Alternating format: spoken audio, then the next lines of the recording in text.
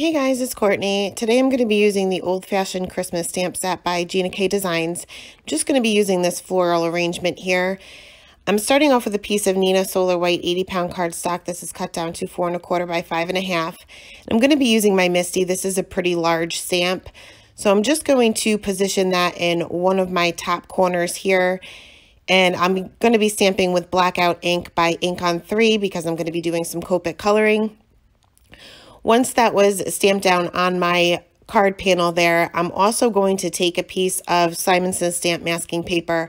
I'm not doing any kind of ink blending here, so you can really use any kind of masking paper, but I went ahead and stamped that on there too.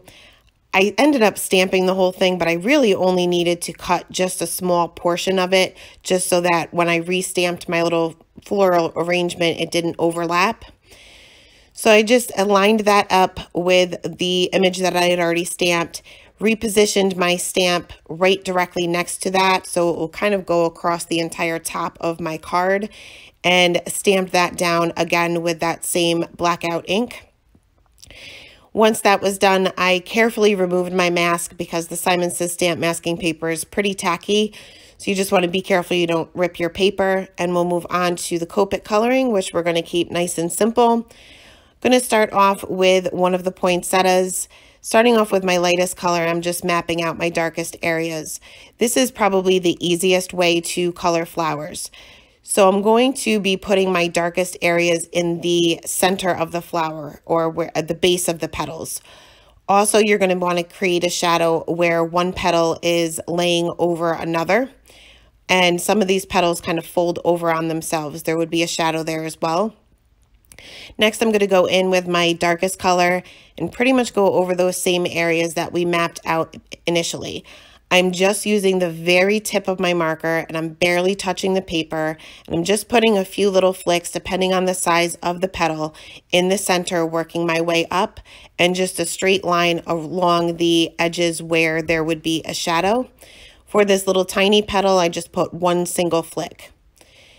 Next, I'll move on to the R46, and I'm just going to extend those flicks out a little bit further and directly go over that line that we had created for those shadows, just making it slightly thicker than it was in the beginning. Again, just using the very tip of my marker. Next, we'll move on to the R24, and I'm doing the same thing here, just extending those flicks out even further and making those shadow lines a little bit thicker. And next we'll move on to the R22, which would normally be my lightest color, but I did end up using 5 colors here. You don't have to do that, but I just wanted a little bit more contrast. So I'm extending these flicks almost to the very edge of the petal, just leaving a very small area for my highlight color. I'm also adding a little bit of shadow where that one petal is kind of folded over on itself, just on the base of it, and save the rest of it for that R20. And here I'm going in and just filling in the rest of the area. I'm not really concerned if I happen to go out of the lines. We're going to be doing a lot of coloring here, so it'll be easy to cover up. For the center of the flower, it's very tiny and there's not much. You can't do any shading. So I'm just taking a Y35 and just coloring that in solid. Color the other poinsettia the same way. Now for the leaves, I'm going to start off again with my lightest color, mapping out my darkest areas, which will be where that one flower or the poinsettia is laying over it. Then I'm going to go in with my darkest color, go over that same shadow area, and start going up the center of the leaf. And also I'm putting a few little flicks on either side of the leaf. Next, I'll go in with my darkest midtone and extend those shadow areas out a little bit. And on these little flicks, I'm extending them out towards the top. You can do it towards the bottom. It doesn't matter as long as you go in the same direction each time, if that makes any sense. Going to do the same thing with my lightest midtone and then fill in the entire area with my lightest color. This will just give a little bit of, I guess, a little bit of texture to the side of the leaves. Instead of just being flat images, it will give it a little bit more dimension.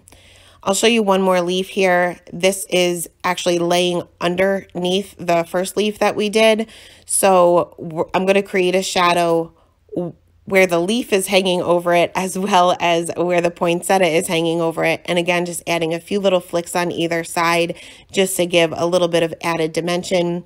And I colored all of the other leaves the same way. Some of them were kind of hanging off my card panel and I wasn't exactly sure what they were.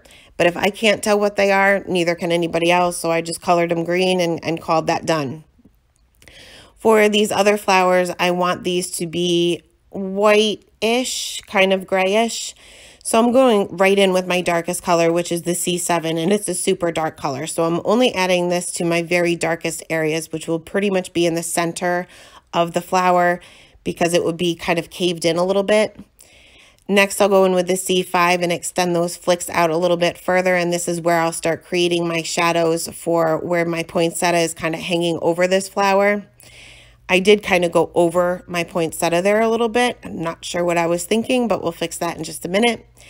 Extend those flicks out a little bit with that C3, and then finally go in with the C1 and extend those out even further, leaving just the tips of the petals, leaving those white.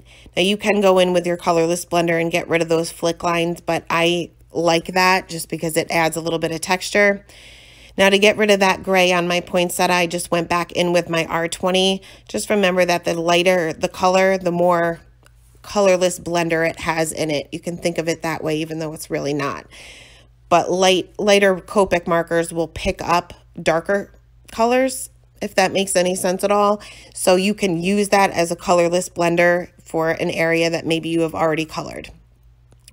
So I'll show you one more flower here doing the same thing, starting off with my C7, laying out my darkest areas right there in the center.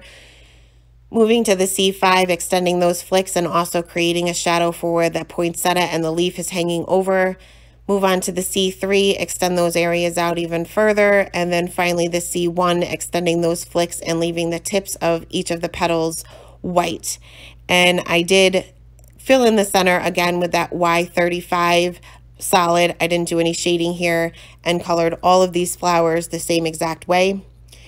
Now for these little, I can't even tell you that I know what these are called. I decided to pull out a green colored pencil. These are too tiny of an area to fill in with my Copics. Don't be afraid to mix mediums. If a particular image or a part of an image doesn't work for one particular medium, you can always pull out another. So I'm coloring these in solid. I'm not doing any shading here. I'm just filling in the entire area. The green that I picked happened to be very close to the leaves. I wish I would have picked a different green, but it is what it is. And so once that was filled in, we're going to add a drop shadow. Being I already used the cool grays for the flowers, I'm going to bring in my warm grays. So I'm starting off with my darkest color, and this is going to be the W5. If you don't feel comfortable pulling in such dark color, you can definitely start off with like a W3 or a W4. I had a little bit of nail polish smudge there, so I fixed that with my sand eraser. So where I'm adding the shadows is going to be to the bottom and to the left. So not every area is going to have a shadow. Anything that's off to the right, I'm not putting a shadow down. So for like this particular leaf, I'm just adding the shadow to the left side of it, not to the right side of it. And I'm a little off camera here, I apologize. And in that top corner right in the middle, that would also cast a shadow again off to the left. Next, I'll go in with my W3, and I'm just going directly over the area that I've already laid down and just making those areas a little bit thicker. I'm using more of the side of my marker rather than just the tip. And finally, we'll go in with the W1, do the same thing, only this time I'm using even more of the side of the marker and making that shadow even thicker, but I am going directly over my W5 and my W3. So once that's done, we'll go ahead and add the sentiment. Again, a little smudge there from my nail polish. Clean that up with a sand eraser. And I'm going to treat my cardstock with my anti-static tool because I wanted to heat emboss this. I love the font on these sentiments in this stamp set. So I'm going to stamp this down with VersaFine Onyx Black ink and sprinkle this with clear embossing powder. Now, I obviously didn't ink the entire thing, and part of that M didn't show. So I'm taking a black Emboss It pen and just fixing that area up. These are really handy tools to have. It fixes up any areas that maybe you didn't get a great impression with. So I'm sprinkling on some Hero Arts clear embossing powder, and I'll go ahead and heat set that. Last, I added a few Morning Dew Nuvo drops. These are the clear Nuvo drops, and just kind of put some around that sentiment. And once this was dry, I adhered this to an A2 size card base. That is it for today's card, guys. Thanks a lot for stopping by, and have a great day. Bye.